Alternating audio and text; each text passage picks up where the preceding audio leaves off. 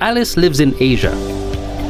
She's surfing the internet and an ad pops up about the electronic version of a book that she's wanted to buy for a long time but hasn't been able to find in local bookstores. She could buy it online and have it shipped from across the ocean to her doorstep in a matter of days, or even overnight. But Alice wants to read it right away, so she buys the ebook using a digital wallet service.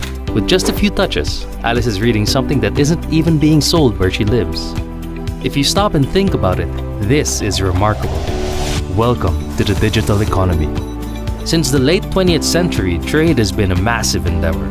Goods are transported in bulk across borders every day in steel boxes. A lot of the work done in APEC is focused on this traditional kind of trade, reducing tariffs and other border barriers that restrict the flow of commodities and goods, which drives economic growth, raising employment and standards of living. But there are other developments that affect trade, such as new technology. The internet has started to carve a space for itself in the realm of global trade. APEC members are working together to facilitate the digital economy through economic policy. They're setting rules, protocols, standards, and procedures. But is the digital economy that different from the so-called traditional economy? If we compare buying a book from a brick-and-mortar store with the act of downloading an ebook, we see examples of how digital innovation has affected trade flows, particularly for trade in goods. Digital innovation spurs the creation of new kinds of services. What used to be traded in physical formats can now be downloaded.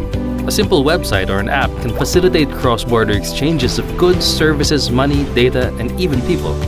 Transactions are not limited to large corporations that deal in large volumes, because the internet has enabled cross-border trade to be practical in much smaller scales, such as individual purchases.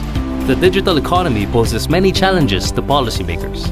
They must deal with questions of jurisdiction, taxation, piracy, not to mention loss of privacy, or the potential disruption of certain industries because of automation or outsourcing.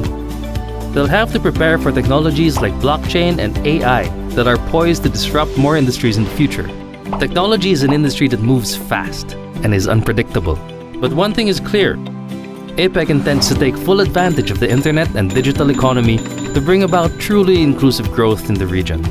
APEC is an ideal platform to facilitate cross-border cooperation among economies and consultation with technologists and business people around the globe to create a process of policymaking that is both business-friendly and responsive to the needs of consumers. Married with the right policies, digital technology can make broad-based growth, productivity, and innovation possible for businesses of all sizes and all sectors, and more importantly, raise the living standards of everyone. Learn more about us. Visit www.apec.org and follow us on social media.